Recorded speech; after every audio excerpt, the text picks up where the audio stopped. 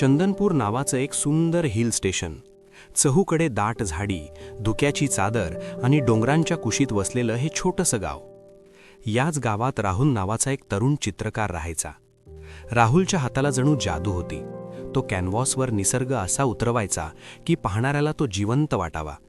मोठी श्रीमंत लोक खास त्याच्याकडून चित्र काढून घेण्यासाठी या गावात येत असत. राहुलचं घर नदीच्या अगदी जवळ होतं. दिवसभराच्या कामानंतर त्याला त्या संथ वाहणाऱ्या नदीकिनारी बसायला खूप आवडायचं.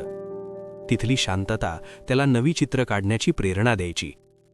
एकदा असाच संध्याकाळच्या वेळी राहुल नदीकाठी बसला होता. सूर्य मावळतीला गेला होता आणि अंधार पडू लागला होता. राहुल उठून घराकडे निघणार इतक्यात त्याचं लक्ष बाजूच्या एका बाकड्यावर बेंचवर गेलं. तिथे एक मुलगी बसली होती. तिने पांढऱ्या रंगाचा ड्रेस घातला होता आणि ओढणीने आपला चेहरा पूर्णपणे झाकला होता. फक्त तिचे पाणीदार ब्राऊन रंगाचे डोळे दिसत होते. ते डोळे इतके सुंदर पण तितकेच उदास होते की राहुल क्षणभर तिथेच थबकला. त्या मुलीचं लक्ष समोरच्या प्रवाहाकडे होतं. जसं तिला जाणवलं की कुणीतरी आपल्याकडे बघतंय, ती लगेच उठली आणि वेगाने निघून गेली. दुसऱ्या दिवशी पुन्हा राहुल तिथे गेला.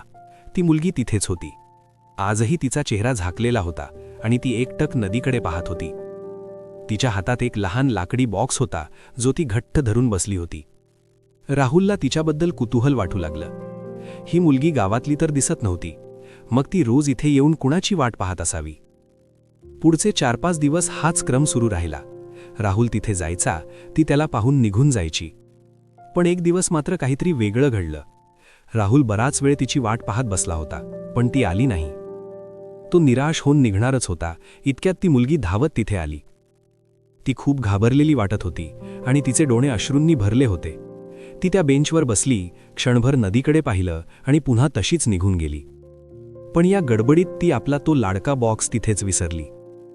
राहुलने तो बॉक्स उचलला आणि तिला हाक मारली, पण ती दिसेनाशी झाली होती. राहुलने विचार केला, उद्या ती नक्की येईल, तेव्हा हा बॉक्स तिला परत देऊ. तो दिवसभर तिची वाट पाहत राहिला, पण ती आली नाही. दुसऱ्या दिवशीही नाही. राहुल अस्वस्थ झाला.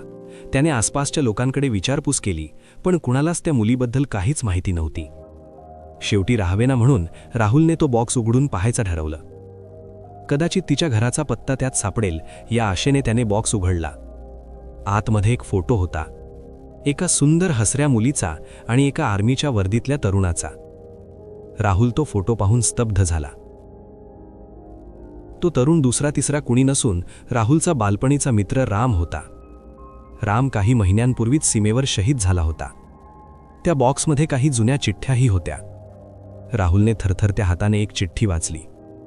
प्रिय सखी, हा तुझा तोच फोटो आहे जो पाहून मी तुला पसंत केलं होतं. आता युद्ध संपत आलंय.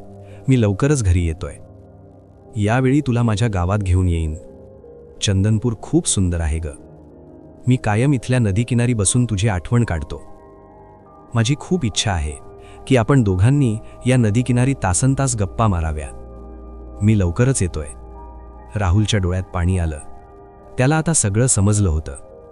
रामने जिला हे सुंदर गाव दाखवण्याचं स्वप्न पाहिलं होतं, ती मुलगी रामच्या आठवणी उराशी बाळगून रोज त्या नदीकिनारी येत होती. राम आता परत येणार नव्हता, पण ती मात्र दिलेल्या शब्दाखातर त्या नदीकिनारी त्याची वाट पाहत बसली होती. राहुलने तो बॉक्स छातीशी धरला. त्या शांत नदीच्या प्रवाहाकडे बघताना त्याला जाणवलं की काही प्रेम संवाद कधीच पूर्ण होत नाहीत, पण त्यातील ओढ मात्र अजरामर असते. राहुलने स्वतःला शांत करत सावरलं. त्यानं कॅनव्हास घेतला आणि आपल्या कौशल्याने एक सुंदर चित्र साकारलं. त्या चित्रात राम आणि ती मुलगी नदीकिनारी एकाच बेंचवर बसून हसत होते. राहुलने त्या चिठ्ठ्यांवरून तिचा पत्ता शोधला आणि तो बॉक्स आणि ते सुंदर चित्र तिला पाठवून दिलं. राम शरीरानं परत येऊ शकला नाही, पण राहुलच्या कलेने त्या दोघांना त्या नदीकिनारी कायमचं एकत्र केलं होतं, जिथे त्यांचं स्वप्न विसावलं होतं. तुम्हाला ही गोष्ट कशी वाटली कमेंट्समध्ये नक्की सांगा आणि अशाच हृदयस्पर्शी कथांसाठी सबस्क्राईब करा.